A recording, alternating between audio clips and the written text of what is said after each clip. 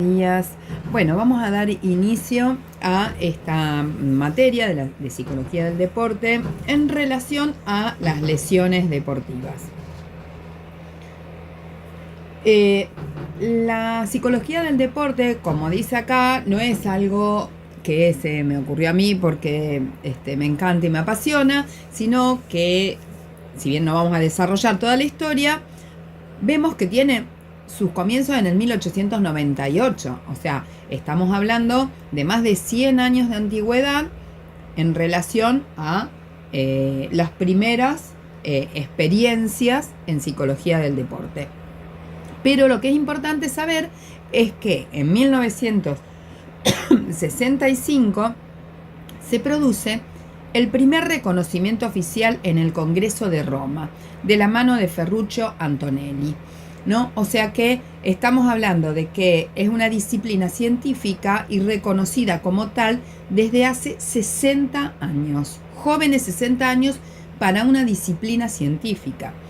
Pero, así todo, es una disciplina científica que tiene su correlato en la ciencia. Y esto es importantísimo porque, como dice acá, toma cuestiones de las ciencias psicológicas, pero también de las ciencias del deporte, ¿no? Y arma la especialidad de psicología del deporte. Y lo que hace es investigar y tratar las causas y los efectos de todos los procesos psíquicos que se producen en el deportista, en el entrenador, en el árbitro, en el dirigente, o sea, en todos los actores del deporte, ¿no? ¿Para qué? Para mejorar el rendimiento deportivo, pero preservando la calidad de vida. Y esto también es importante tenerlo en cuenta, más que nada en el momento que hablemos en la especificidad de las lesiones. Preservar la calidad de vida. ¿Cómo trabaja un psicólogo en el deporte? Empezamos a ver que la psicodeportología tiene varias prevenciones. La primaria, que tiene que ver con un rol de asesor, ¿no? Y que trabaja con el hombre en situación deportiva. Esto que decíamos, deportistas, entrenadores, ¿no? El hombre en situación deportiva. Y lo que hace el psicólogo es tener más un rol de asesor. A diferencia de esta prevención secundaria, donde ya ahí hay un síntoma que aparece y es exclusivamente un rol psicoterapéutico. Diferente la prevención terciaria, que escapa a los límites de esta diplomatura, que tiene que ver con el discapacitado mental en situación deportiva.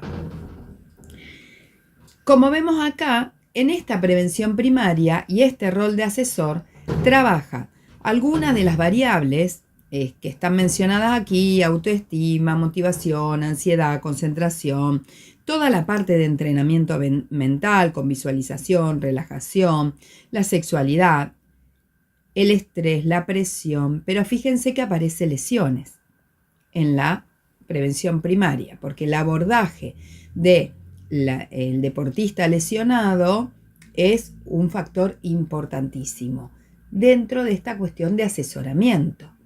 Pero si nos vamos a la prevención secundaria, que decíamos que el psicólogo tiene un rol de psicoterapeuta, ya bien específico porque hay un síntoma, y aparecen las lesiones también. Aparecen junto con el doping, la drogadicción, la adicción a la actividad física, que también es una cuestión sintomática. El no poder dejar de hacer actividad física es una cuestión sintomática, como adicción. La superstición y la violencia. Pero acá también aparecen las lesiones, como veíamos. ¿Por qué las lesiones aparecen como síntomas? Lo vamos a ver en sucesivas clases, donde veamos que la lesión muchas veces tiene sus causas psicológicas. Y entonces es importante abordarla como síntoma psicológico y abordarlo desde un ámbito psicoterapéutico. Obviamente que trabajamos desde la iniciación deportiva hasta el alto rendimiento y trabajamos en el deporte comunitario como en el deporte profesional, y obviamente en esta cuestión de la prevención terciaria trabajamos con el atleta convencional al atleta discapacitado. ¿Cómo interviene un psicólogo? A nivel individual, con los deportistas, los entrenadores, los árbitros, los dirigentes. A nivel grupal, para trabajar las relaciones grupales, la comunicación entre deportistas, entrenadores, dirigentes. Y lo institucional, ¿no? Porque muchas veces lo que hacemos los psicólogos es asesorar y analizar los lugares que ocupan cada deporte en cada institución, haciendo un asesoramiento general en relación a los objetivos y al lugar que ocupa cada deporte en toda esa institución. ¿Cómo trabajamos? ¿Con qué metodología trabajamos? Haciendo observaciones directas o indirectas, entonces nos van a ver en las competencias, en los entrenamientos, pero también vemos videos. Hacemos entrevistas, hacemos reuniones grupales, administramos test, cuestionarios, planillas de seguimiento para recoger información y luego trabajarla. Hacemos trabajos directos en entrenamientos, pero también en la competencia, aunque estos son mínimos, pero sí los trabajos directos en entrenamiento. ¿Cuál es el eje central de nuestro trabajo? Como decía recién, la búsqueda de información. Y analizamos esa información. ¿Qué es lo que analizamos de esa información? Lo que influye de todo eso en la interacción deportiva. Explicamos e investigamos y vemos la influencia que toda esa información que vamos recolectando con estas observaciones, con estas entrevistas, con estas reuniones grupales, vemos cómo interaccionan en el ámbito del deporte. Muchas veces, en realidad, como eje de nuestro trabajo, es cuestionar el accionar. ¿Por qué cuestionamos el accionar?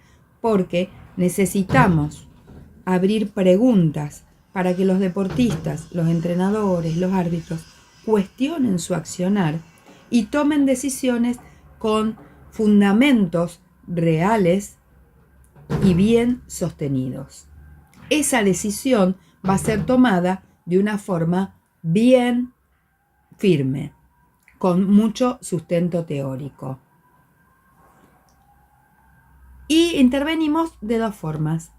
Tanto en entrenamiento mental, ¿no? Con ejercicios específicos, sabemos que el entrenamiento implica sistematización, ¿no? Entonces, con ejercicios específicos que trabajen la concentración, las reacciones frente a la presión, y acá vamos a poner algunos ejercicios específicos que tienen que ver con el deportista lesionado, como con la elaboración psíquica mediante la palabra, que permite la elaboración de escenas traumáticas, de situaciones traumáticas, de escenas temidas, de preocupaciones, de problemas. Imagínense en un deportista lesionado.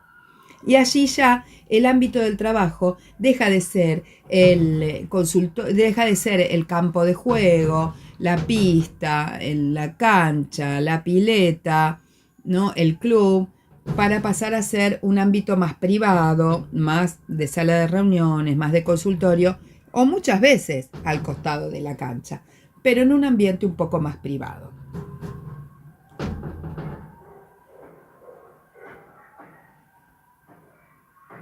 Vamos a dejar aquí este primer video, pero nos vemos en breve.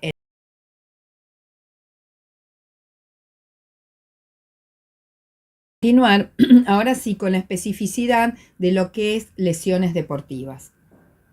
Yo entiendo que ustedes ya conocen cuál es el concepto de lesiones deportivas, pero vamos a unificarlo a los fines de esta materia.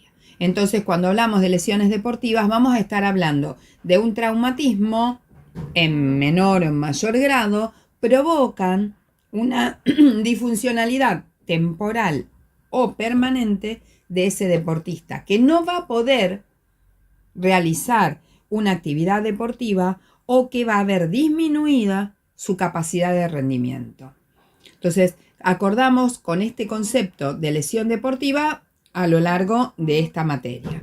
Ahora, sí es cierto que hay factores que predisponen a la lesión y los tenemos que tener en cuenta para trabajar la prevención. Muchas veces estos no se tienen en cuenta.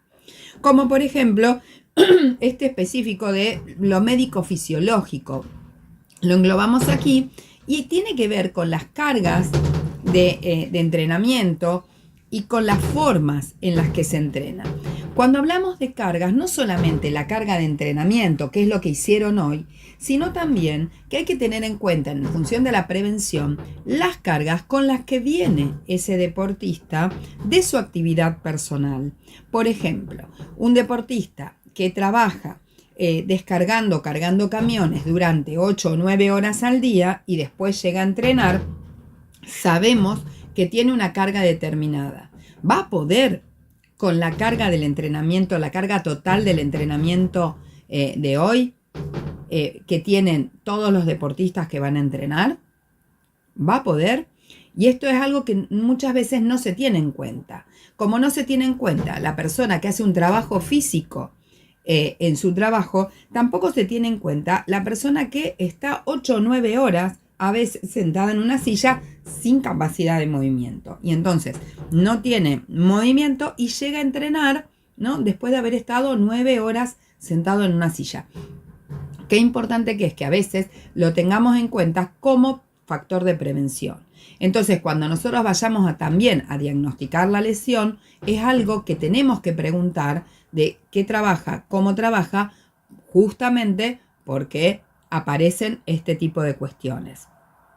Obviamente los deportivos, que son propios del deporte y que tienen que ver con la carga de entrenamiento, ahí sí ya más específico del deporte, porque hay factores de predisposición, difícilmente haya, no sé, una lesión de tobillo a lo mejor en un deporte quieto de precisión, pero sí puede haber una lesión de tobillo en un deporte donde haya oposición o donde, bueno, en el fútbol, en el rugby. Hay deportes que tienen más predisposición a una lesión que otra. Y lo psicológico, que tiene que ver con la personalidad del sujeto, con la historia y con los recursos de afrontamiento que tenga para determinadas situaciones del deporte. ¿Cuántos recursos de afrontamiento tengo? ¿No? Porque muchas veces, como veíamos, hay factores psicológicos predisponentes para la lesión. Y entonces ahí también nosotros tenemos que tener en cuenta toda su historia deportiva a la hora de diagnosticar las causas reales de la lesión. Bien, ¿por qué se produce una lesión? Hay diferentes factores. Factores que pueden tener que ver con los ocasionales, que pueden ser por un accidente, ¿no? Esto que yo decía de pisar un pozo, o puede tener que ver con lo específico del deporte, ¿no? Caigo mal de un bloqueo en el voleibol y me tuerzo un tobillo, que son específicamente accidentales y que no hay una cuestión de predisposición, ¿no? Específica para eso. Son ocasionales. Por agresión del rival, por agresión de un compañero, que puede suceder. Esperemos que no, pero sabemos que puede haber, ¿no? Una trompada, una piña, una patada, ¿no? Que tenga que ver con cuestiones específicamente de agresión. Por cuestiones ambientales, a veces los campos no están en condiciones para jugar, para competir, para entrenar, se utilizan igual. Entonces, por ejemplo, un día de humedad, donde el piso está muy húmedo y nos podemos resbalar, ¿no? Entonces, o días de muchísimo calor y entrenamos igual, a lo mejor a veces sin la hidratación suficiente ¿no? Y entonces se producen lesiones o se producen enfermedades producto de la parte ambiental.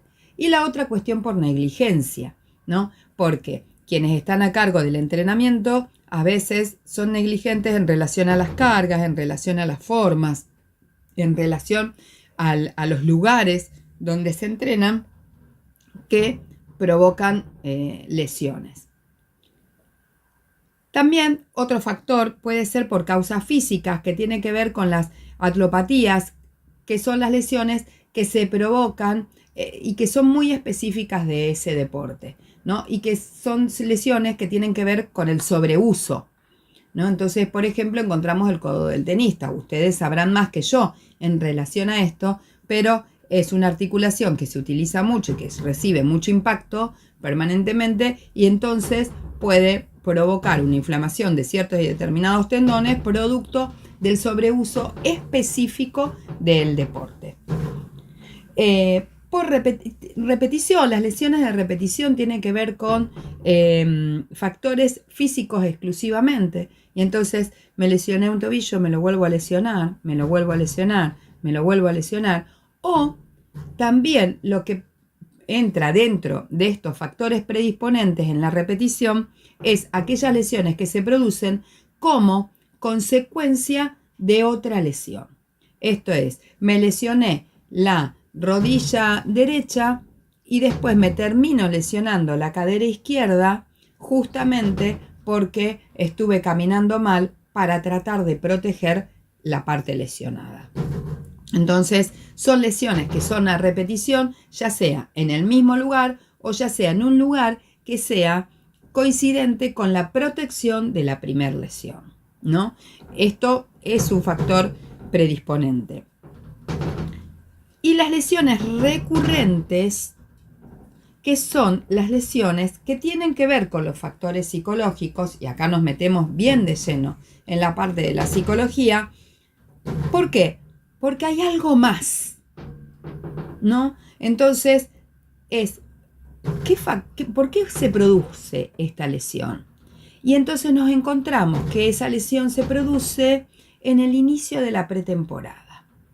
Pretemporada que este deportista le tenía miedo a las altas cargas. Por ejemplo, vamos a simplificarlo para que se entienda acá, ya lo vamos a ir viendo en el transcurso de las otras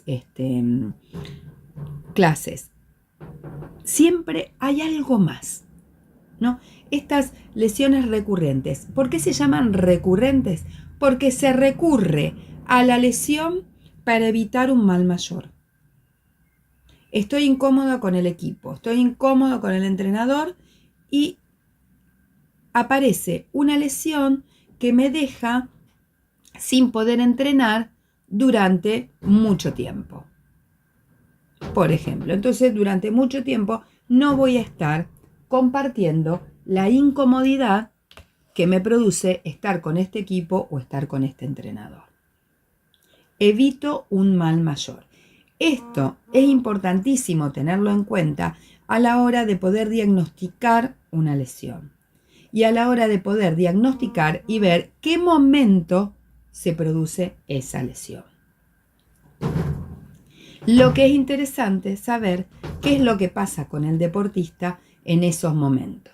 Por eso va a ser sumamente importante que hagamos un muy buen diagnóstico en relación a cuándo se produce la lesión, cómo se produce la lesión.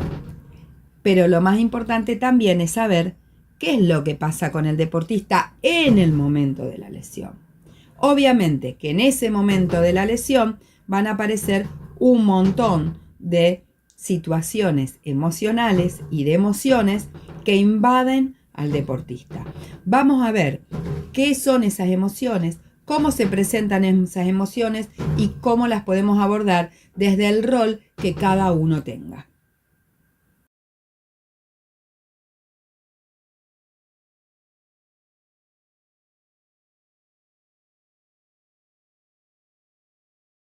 Y seguimos con algunas cuestiones específicas, hablar de las lesiones y de qué es lo que pasa con el deportista lesionado, y vemos que justamente, ¿qué pasa con el deportista lesionado? Hay una emoción. Miremos la cara de este deportista, que obviamente transmite el dolor de la lesión, pero también empieza a transmitir otras cuestiones que aparecen con estas emociones. Ahora, en función de esto, las emociones son buenas, son malas, son positivas, son negativas.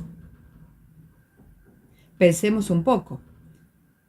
En realidad, ninguna, ni buenas ni malas, ni positivas ni negativas. Todo depende de si te limitan o te potencian. Las emociones es algo que va a surgir, ¿no? Seguro va a surgir, pero que va a depender cómo la tomemos nosotros, si va a ser una emoción que me limite o que me potencie, que me dé muchísimas más energías o que me las saque directamente. Entonces tenemos que una emoción es una reacción que se da ante una determinada situación. Y en este caso tenemos el deportista lesionado. Pero va a depender de la percepción que ese deportista tenga y de la lectura que haga en ese momento de esa situación que está provocando esa emoción. Entonces yo me lesiono y voy a ver en el momento la percepción del deportista es: me lesioné, ¿esto es grave? La percepción lo creo muy grave. Y la lectura, me quedo afuera del campeonato del mundo. Obviamente, esa emoción va a ser de otro estilo totalmente diferente, de decir, no, fue un golpecito nomás. Puedo seguir. Me va a doler un poco, pero puedo seguir. La percepción que el deportista tiene. No lo que en realidad pasa con esa lesión, sino la percepción y la lectura que hace. El otro día trabajaba con un niño de 15 años que se lesiona en el medio de un partido y lo primero que dijo: mi papá me mata. ¿Qué lectura hace ese deportista de esa lesión? Que la lesión, y de acuerdo al médico interviniente a primera vista, no era una lesión grave, y sin embargo, lo primero que dice el deportista es: mi papá me mata. Bueno, ahí es donde empezamos a ver que puede llegar a haber una causa psicológica de la lesión. No lo sabemos. Después les cuento. En términos generales, las emociones están lejos de ser positivas o negativas, de ser malas. Las emociones, no son malas, porque constituyen un aspecto importante del ser humano. Entonces, pueden ser agradables o desagradables, pero no por eso son negativas. No por eso son malas. Pueden ser desagradables, claro. No, no podemos hablar de que la tristeza es buena. Sí, porque es necesario estar triste y es la emoción que surge ante una determinada situación. Entonces, que se ponga triste un deportista que se lesiona, no está mal. ¿Es desagradable? Sí, es desagradable, pero no implica que esté mal. Pueden ser pertinentes o no pertinentes.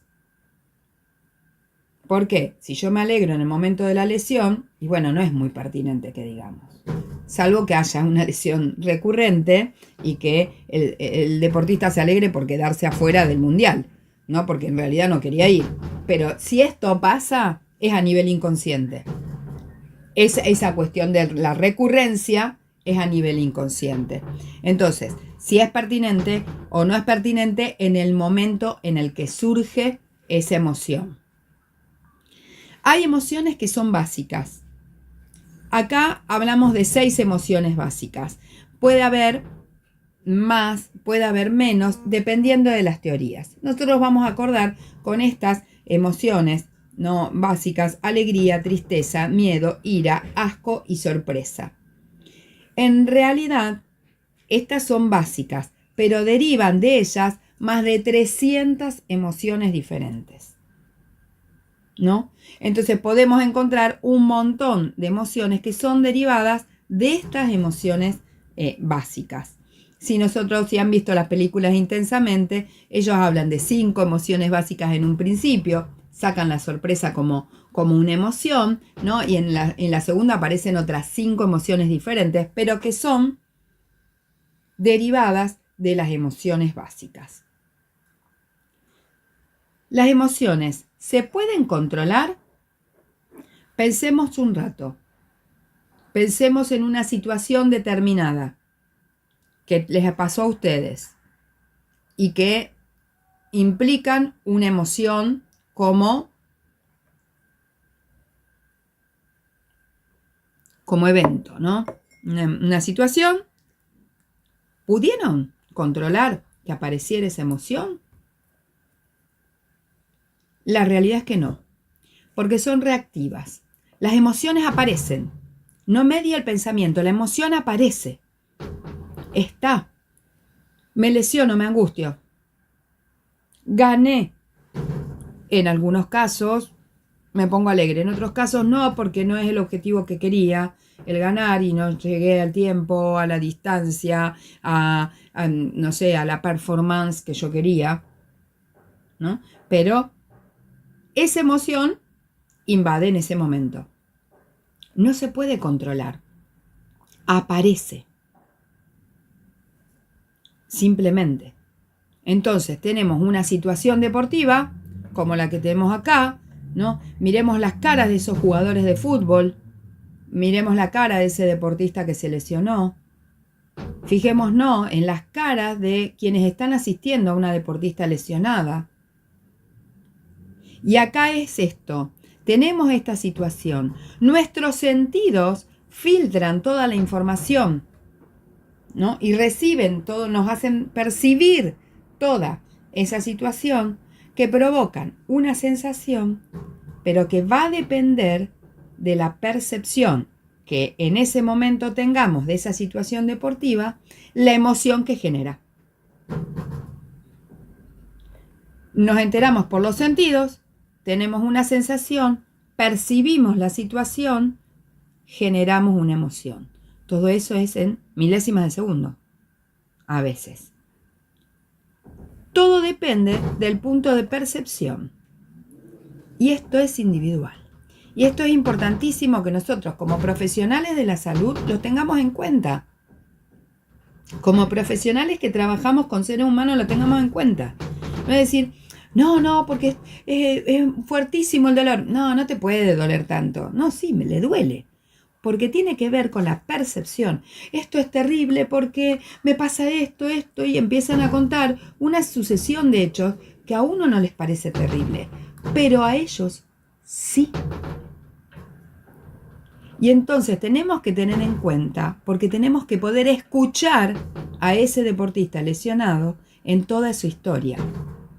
Esto es individual. La percepción que hacen es individual. Y todo depende del punto de vista que tenga y de la lectura que haga ese sujeto lesionado. Bien, ¿qué ven?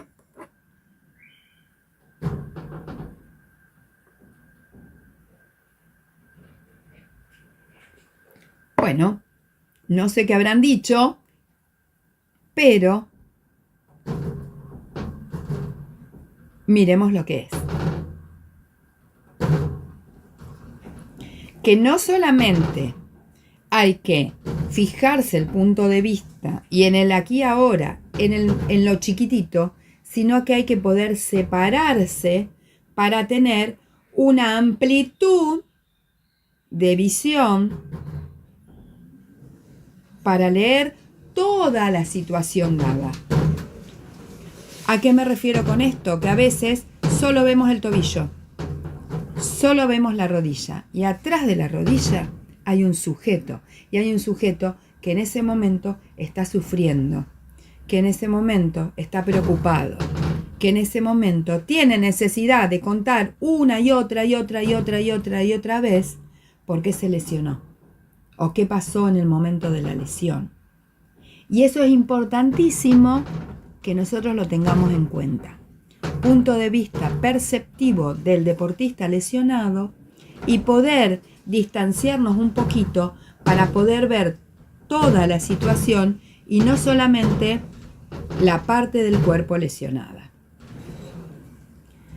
Obviamente, y la buena noticia es que si bien las emociones, como son reactivas y no median el pensamiento, no se pueden controlar, lo que sí podemos controlar es la respuesta fisiológica, cognitiva o comportamental que el sujeto tiene en el momento que aparece la emoción.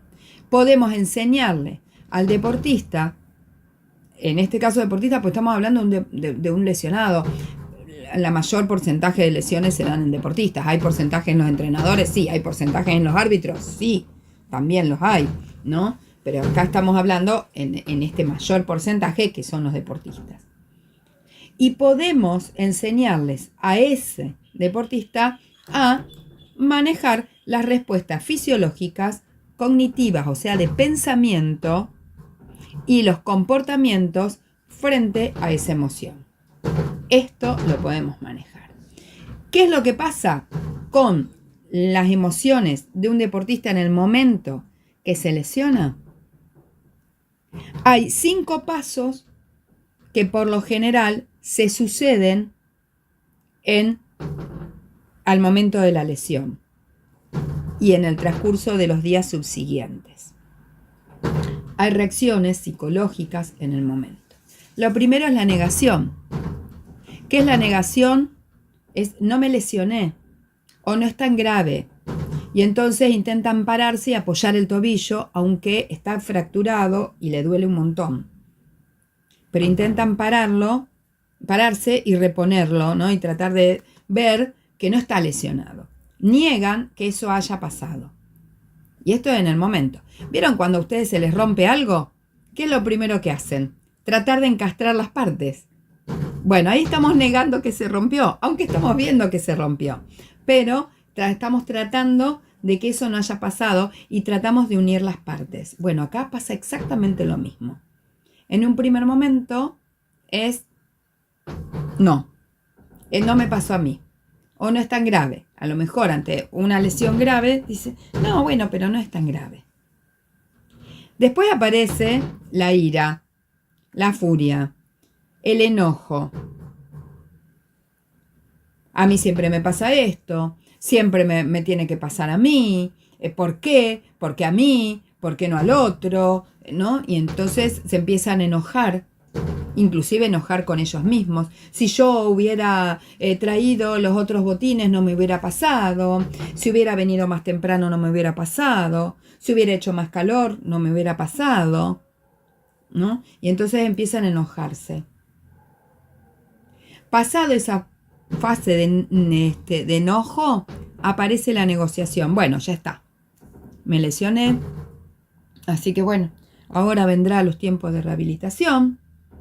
Bueno, tendré que dedicarle el tiempo a la rehabilitación. Y acto seguido viene la depresión.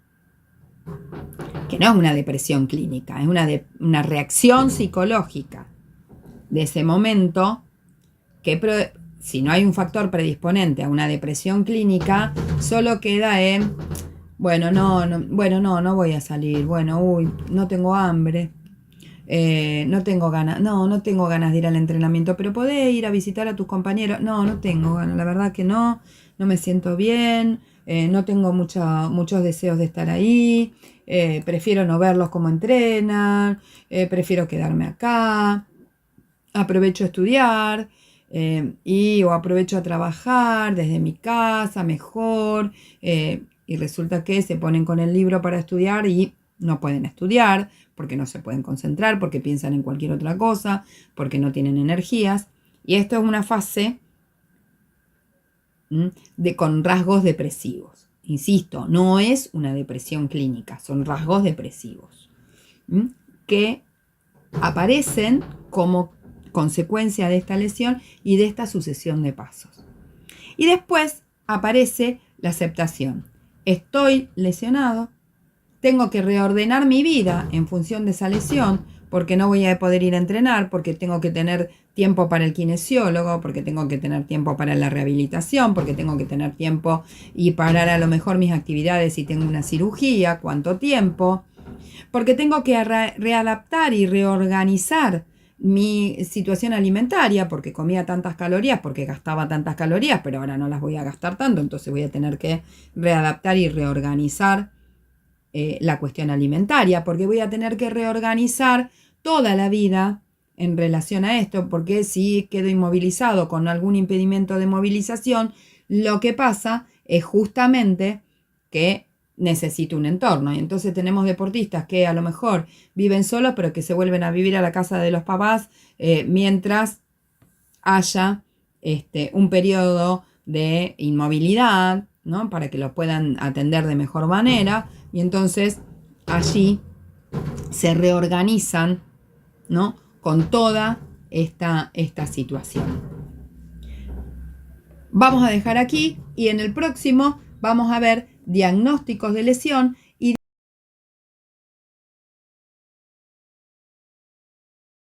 con el análisis y el diagnóstico de la lesión, del tipo de lesión. Vamos a ver que tenemos un diagnóstico que tiene que ver con la parte más médica, que es de acuerdo al alcance de esa lesión, si es leve, si es moderada o si es grave, y si provocan un deterioro crónico o una incapacidad permanente.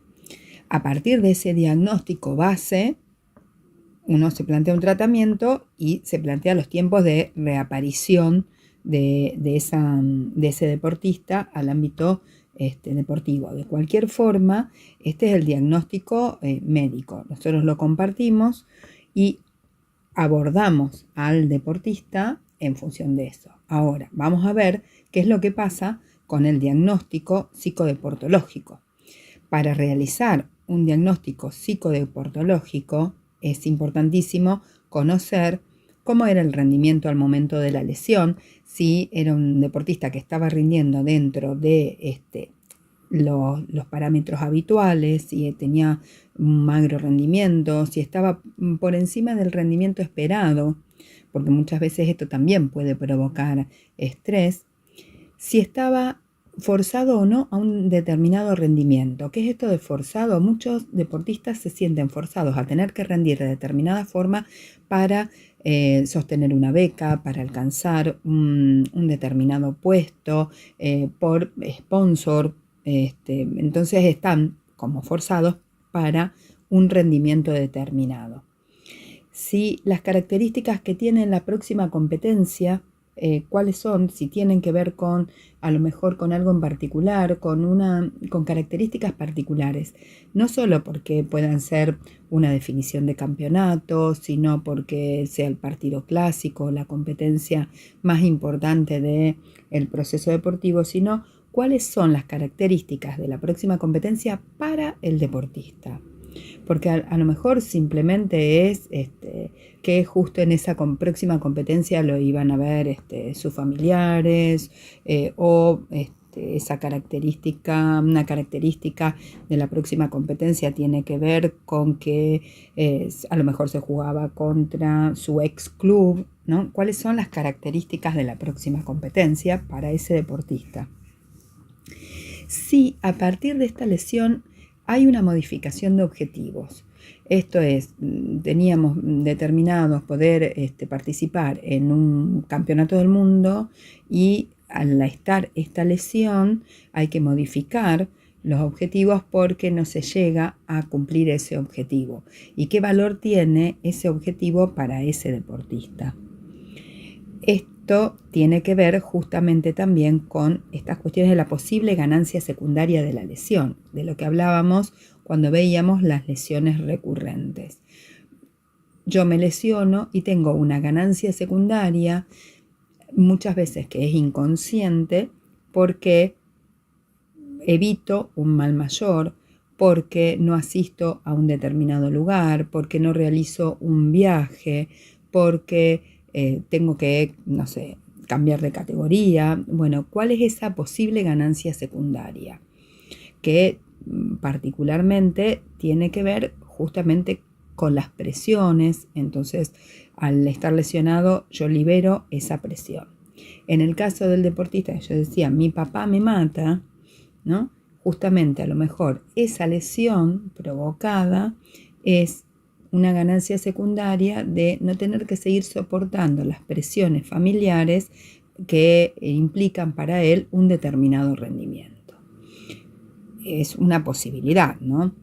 Bueno, la exhibición de entrenamientos o competencias de altas cargas, el deportista no va a afrontar un entrenamiento de altas cargas o competencias con altas cargas, una pretemporada bastante complicada o toda una secuencia de competencias, más que nada cuando son competencias en las que hay que viajar mucho y permanentemente.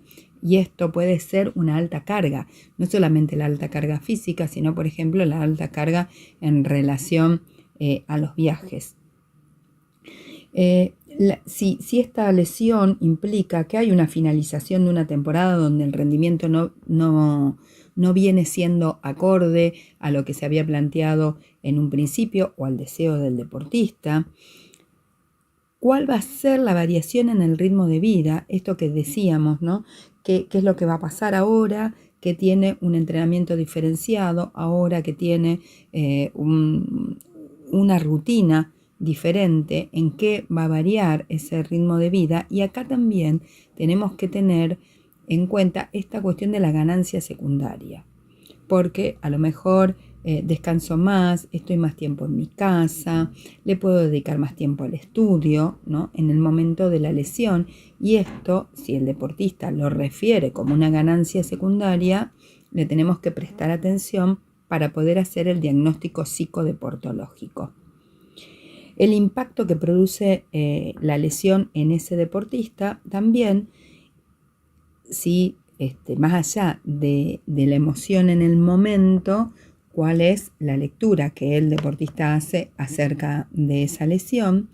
Y por otro lado, la finalización de la carrera deportiva, si es en el caso de alguna lesión. Primero, que lo deje fuera del ámbito deportivo, porque hay un deterioro permanente y no puede volver a rendir, o como era su expectativa, o que directamente no pueda seguir haciendo el deporte en las lesiones más graves, o que simplemente el deportista decida finalizar su carrera deportiva porque el hombro no da para más, porque la rodilla no da para más, ¿no? Entonces finaliza su carrera deportiva, al menos su carrera deportiva de rendimiento y de alta competencia o competitiva, ¿no? Entonces, qué importante que es que todos los profesionales que trabajan con ese deportista conozcan las emociones que tiene el deportista en esos momentos y los estados de ánimo que va teniendo, que los estados de ánimo, a diferencia de las emociones, los estados de ánimo perduran en el tiempo, las emociones duran poco tiempo, pero el estado de ánimo en sí perdura más en el tiempo. Y conocer tanto las emociones como los estados de ánimos del deportista es importante, pero también saber qué es lo que lo provocan, qué hay detrás de esa emoción o de ese estado de ánimo. Yo hablaba de todos los deportistas, de todos los profesionales que trabajan con el deportista lesionado, porque deberían trabajar todos desde una transdisciplina. Médicos, kinesiólogos, entrenadores, psicólogos, trabajando con el deportista como centro y abriendo una comunicación permanente entre todos para armar un equipo de trabajo en relación a ese deportista lesionado. Esto no siempre se puede hacer directamente, pero hoy en día la virtualidad también nos da la posibilidad de estar conectándonos y contactándonos permanentemente con los actores, en este caso, en relación al deportista lesionado. Es importante que podamos tener una comunicación fluida entre todos los actores. Si se puede, buenísimo. Si no se puede, cada uno trabajará en su ámbito, pero la interrelación a lo mejor va a venir del lado del deportista, que es el que nos va a traer la información a todos los actores que estemos actuando con el deportista, pero lo mejor sería que todos trabajemos en comunión. Y principalmente esto de la transdisciplina.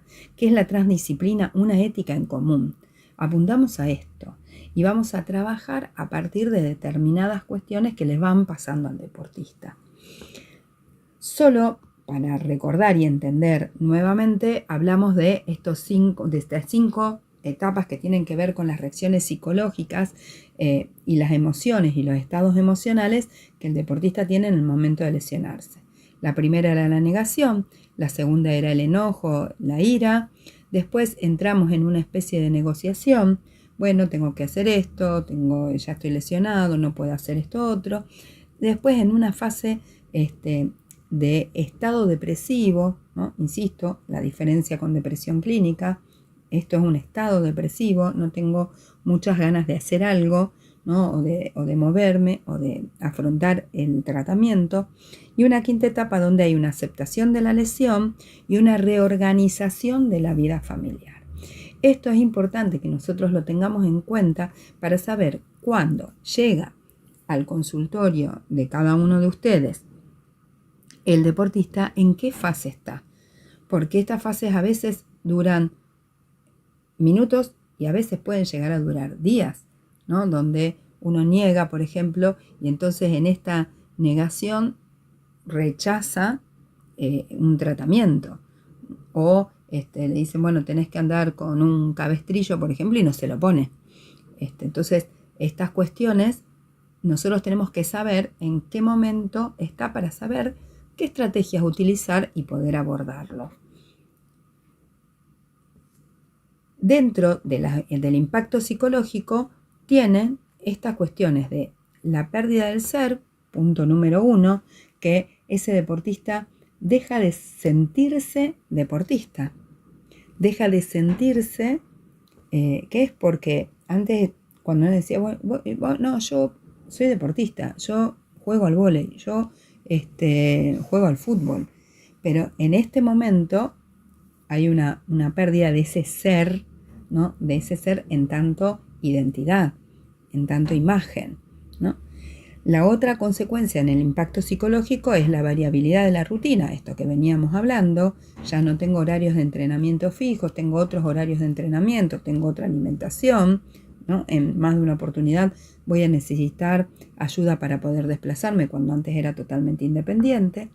Y el sostenimiento de trabajos sistemáticos, repetitivos y en más de una oportunidad aburridos, porque ¿quién quiere como es estar en una sesión de rehabilitación donde a lo mejor antes cargaba, no sé, 150 kilos en media sentadilla y ahora tiene que estar con una bandita elástica haciendo un ejercicio, ¿no? Sistemático, aburrido, repetitivo, porque es siempre lo mismo, que son necesarios, pero obviamente que eso va a tener un impacto psicológico. Yo que levantaba 150 kilos, ahora estoy con una bandita y a veces hasta me cuesta eso.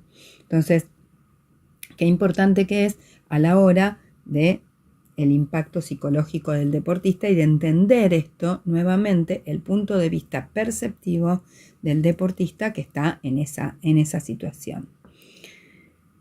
Obviamente que ahí el trabajo psicodeportológico y hecho por el psicólogo tiene que ver con esta cuestión de reducir el impacto que provoca esa lesión, reducir el impacto en tanto que empecemos a ver posibilidades.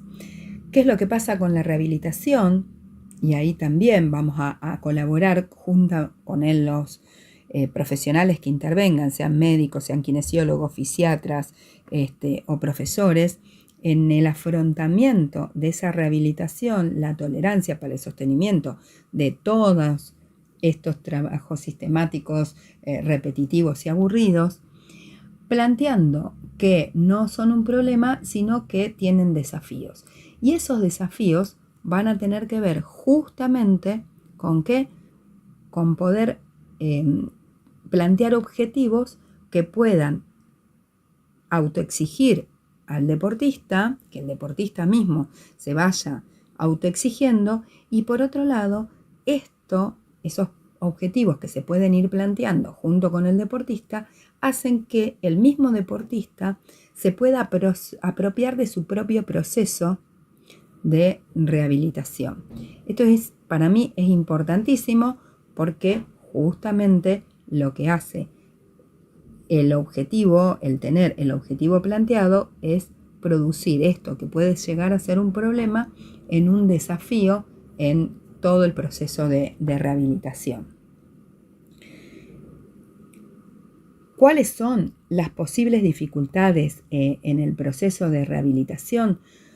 Obviamente que estas dificultades en el proceso de rehabilitación van a tener que ver con el abordaje que hagamos o no de ese deportista desde el aspecto psicológico. ¿Van a aparecer dificultades? Sí. ¿Van a aparecer ausencias en el proceso de rehabilitación? Sí.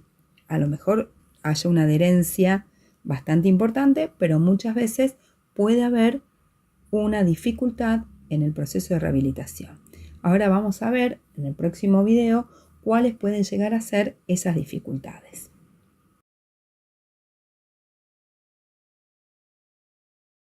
Bueno, veníamos hablando de cuáles son las posibles dificultades en el proceso de rehabilitación.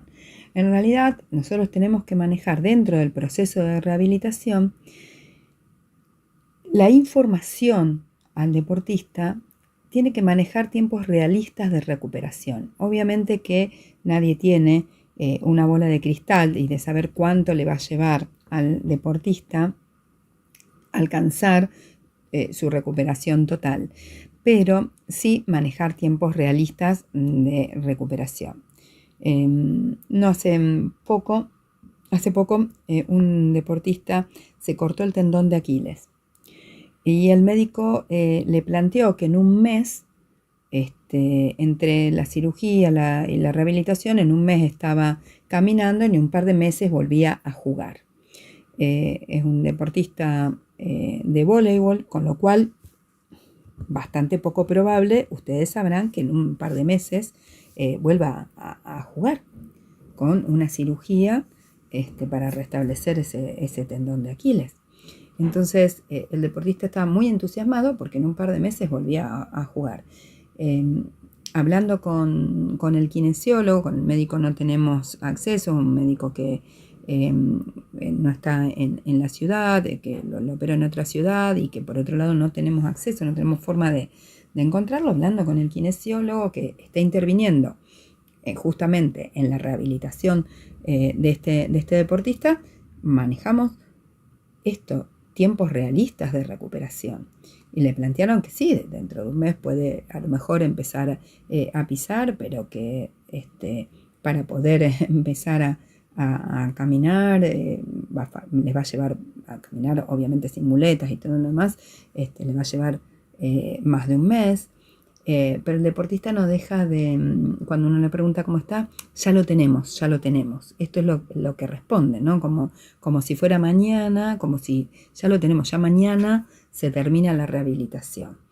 Entonces, manejar los tiempos realistas, porque esto puede tener, sí, una buena aceptación al principio, pero puede llegar a tener consecuencias de estados depresivos prolongados, dependiendo obviamente de la particularidad, la individualidad del deportista, y altos niveles de frustración cuando vea que en 2 meses no está jugando nuevamente.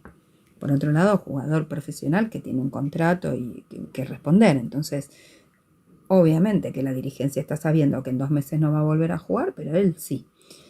Entonces, que el deportista maneje tiempos realistas de recuperación es sumamente importante, porque entonces abordamos la problemática en el momento y el impacto en el momento, pero lo podemos ir trabajando y elaborando durante todo el proceso de recuperación. Esto que veíamos recién, de tomar el proceso como un desafío, ir planteando objetivos, ¿no? A corto, mediano y largo plazo, como dice acá, en relación que sirvan como incentivo y como motivación. ¿Cuándo volvés a caminar? ¿Cuándo vas a estar sin muletas? ¿Cuándo vas a estar sin una inmovilización, sea por yeso, sea por una bota, por lo que sea, ¿no? Entonces, cuando empezamos a marcar objetivos que pueden tener que ver con fechas o que pueden tener que ver simplemente con logros. Esto ayuda a que se tome el proceso como un desafío. Todo esto se puede hacer si se le explica al sujeto cuál va a ser el proceso de rehabilitación. ¿Cómo va a venir siendo el proceso de rehabilitación? Bueno, primero vamos a empezar con estos ejercicios, después vamos a pasar estos otros, después va a venir un momento que vamos a hacer otros tipos de trabajos, y entonces Y por otro lado, una explicación entendible, porque muchas veces los profesionales pecamos de, como tenemos tan incorporado a lo mejor un lenguaje científico desde nuestra disciplina, lo explicamos desde ese lenguaje científico. Y el deportista entiende la mitad, ¿no? Más de una oportunidad yo pregunto, bueno, ¿pero qué te dijeron? Ay, no sé, me habló y me dijo que yo lo que tenía era, pero no me acuerdo porque es un término que no sé, no lo conozco. Bueno, que sea una explicación entendible y detallada del proceso. No querramos ser eruditos, ¿no?, al explicarle, sino que simplemente entiende, que confirmemos que entendió qué es lo que va a ir pasando. A veces hay que repetirlo 1, 2 o 3 veces o más, y lo seguiremos repitiendo las veces que sea necesario, de cuáles van a ser los puntos que va a pasar en ese proceso. La anticipación y los reajustes de objetivos es fundamental, porque por ahí o se llega muy rápido al objetivo planteado y entonces habíamos dicho que en 15 días íbamos a hacer esto y lo logró a los 2 días. Bueno, entonces reajustamos los objetivos y mostramos que ese objetivo se alcanzó, o al revés, porque nos llevó más tiempo, ¿no? Entonces a lo mejor hablamos de el alcance parcial de ese objetivo y entonces decimos, bueno, no alcanzamos con la fecha prevista, pero fíjate que hasta esta fecha, desde que lo fijamos hasta esta fecha, llevamos el 50% de este objetivo. No llegamos. Bueno, vamos a trasladar la fecha, vamos a reajustar, pero sí marcar lo que sí logramos, porque nos va a servir nuevamente como incentivo, como motivación para la adherencia al tratamiento.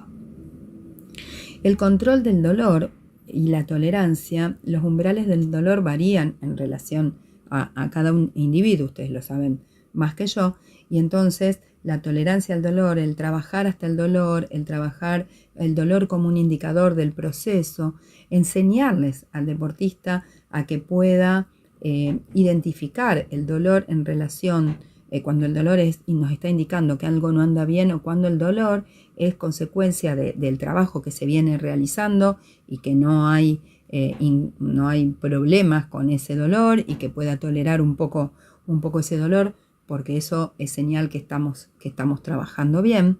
Y en todo esto que venimos hablando, la buena comunicación es importantísima.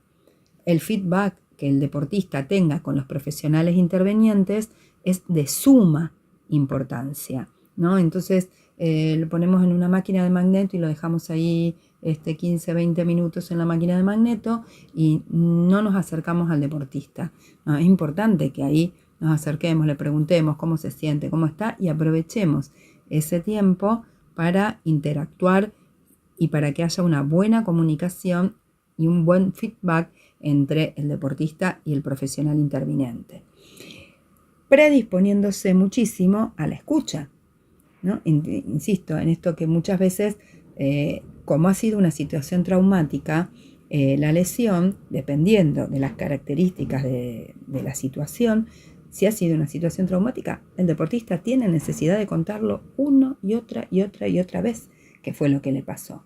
Y esto ayuda a la elaboración de esa situación traumática. Por eso tenemos que predisponernos a la escucha y decir, no, sí, eso ya me lo contaste. No, dejemos que lo vuelva a contar. Por más que estemos escuchando nuevamente lo mismo.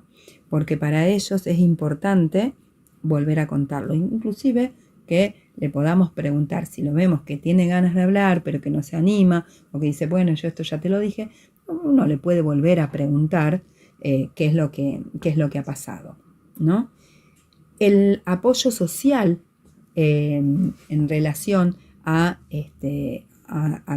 deportista lesionado, todo el entorno que maneje el deportista, ¿no? Ya sea familiar como todo el equipo de trabajo y todo el equipo a lo mejor de compañeros, es sumamente importante a la hora del proceso de rehabilitación. La evaluación de las tareas y rendimiento de una forma permanente. Bueno, hoy hicimos esto, ¿cómo te sentiste haciendo esto? ¿Cómo te parece que rendiste? ¿No? ¿Cuál fue tu rendimiento ante esta tarea? Simplemente estirar una bandita, ¿no? Y sin embargo, eso es una tarea que tiene que hacer y que la puede evaluar ese rendimiento, cómo se va sintiendo, qué va sintiendo, cómo va sintiendo que trabaja, dónde siente la tensión, dónde siente la relajación. Importante trabajar con las sensaciones. Y por otro lado, empezar en la medida que se va acercando, pero desde el primer día, empezar a anticipar el regreso a la pista.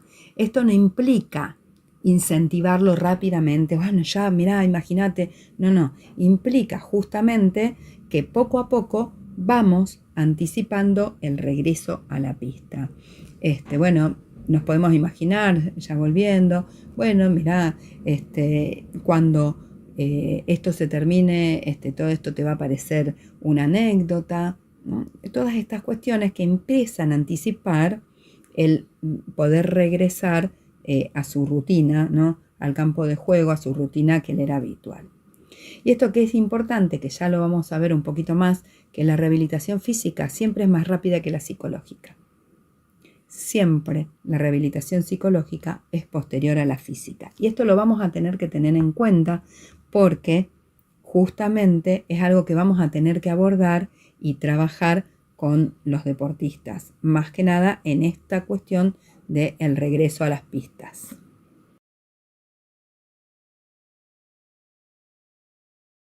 Hablamos de los aspectos de la rehabilitación y cómo encarar esa rehabilitación planteando objetivos, reajustando estas cuestiones del dolor, manejando tiempos realistas de recuperación dentro de algunas otras cuestiones. Lo principal es esto de entender que la rehabilitación física siempre va a ser más rápida que la rehabilitación psicológica. Y algo de esto vamos a conversar a posteriori. Lo que es interesante es pensar en estos estados emocionales que pueden aparecer de una forma negativa del deportista, ¿no? Este deportista que se acaba de lesionar, no hablamos de emociones negativas, sino de estados emocionales, más que nada en estados de ánimo, que tienen que ver más con algunas cuestiones bien negativas en relación a cómo afronta ese deportista la rehabilitación.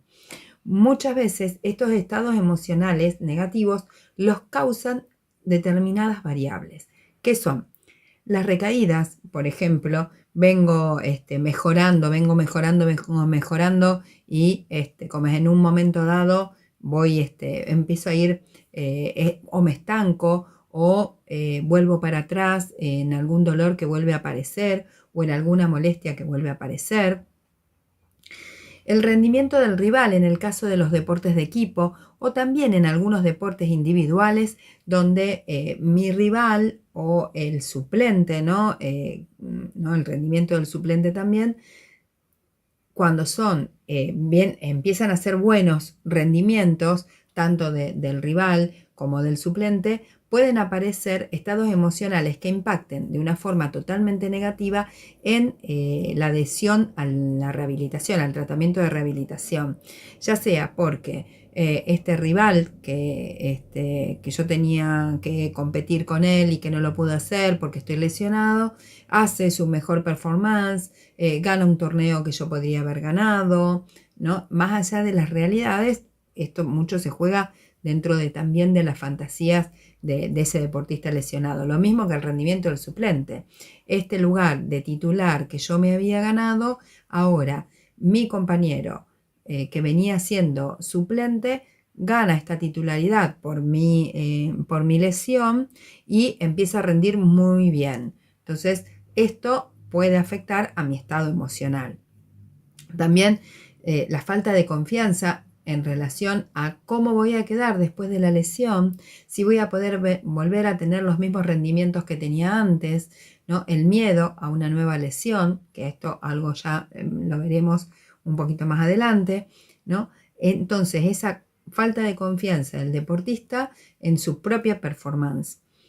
Obviamente que esto de la pérdida de identidad, que dice acá, la pérdida del ser, que es algo que habíamos hablado en clases anteriores, donde el deportista que se siente deportista deja de ser deportista o deja de sentirse deportista, ¿no? Justamente porque esto que a él lo identificaba ya en estos momentos no lo puede realizar, o al menos no de la forma que lo debería poder realizar o lo venía realizando. Esto puede llevar a una baja motivación en relación justamente a la adhesión al tratamiento o a la continuidad deportiva. Y ni hablemos cuando hay una posibilidad de intervención quirúrgica, una rehabilitación que se había comenzado sin la posibilidad de una intervención quirúrgica, aparece la posibilidad de una intervención quirúrgica porque algo no anda bien. Entonces, en ese punto, también ahí tenemos que pensar que pueden aparecer estados emocionales negativos, ¿no?, en ese deportista, que pueden perjudicar la adhesión al tratamiento. Y entonces aparecen, a partir de ahí, una adaptación problemática a la rehabilitación que puede tener que ver con, nosotros lo podemos distinguir con algunas de estas señales. Un sentimiento de furia y confusión, esto es de enojo por la situación, de enojo de no poder hacer lo que quiere hacer, confusión de, che, realmente yo quiero seguir jugando o no quiero seguir jugando, quiero seguir compitiendo o no quiero seguir compitiendo, qué grado de compromiso voy a seguir en el deporte, ¿no? Entonces, en estas confusiones que aparecen como una señal de adaptación problemática al proceso de rehabilitación.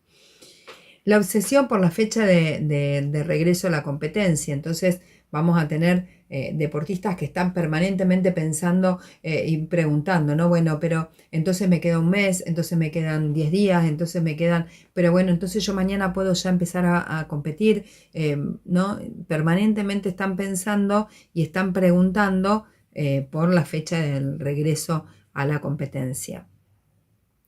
La negación, que lo veíamos como uno de los primeros pasos ante la situación traumática de la lesión, pero también esta negación aparece. Primero negación en un principio, no tengo nada y voy y trato de entrenar igual y entreno con dolor y bueno, no, pero es un pequeño dolorcito, ya se me va a pasar, me pongo un poco de hielo y ya está.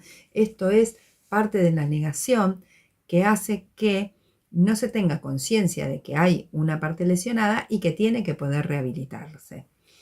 El retorno a la actividad física o al entrenamiento, la competencia, demasiado pronto.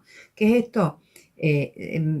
Inmediatamente cuando me empiezo a sentir un poco mejor, vuelvo al ruedo, vuelvo a la competencia, vuelvo al entrenamiento y esto va a perjudicar el proceso de rehabilitación, porque obviamente el sometimiento a las cargas de entrenamiento no es lo mismo que el sometimiento a las cargas de rehabilitación, más cuando la rehabilitación no está finalizada, pero se empiezan a sentir mejor y empiezan a querer arriesgar cada vez más.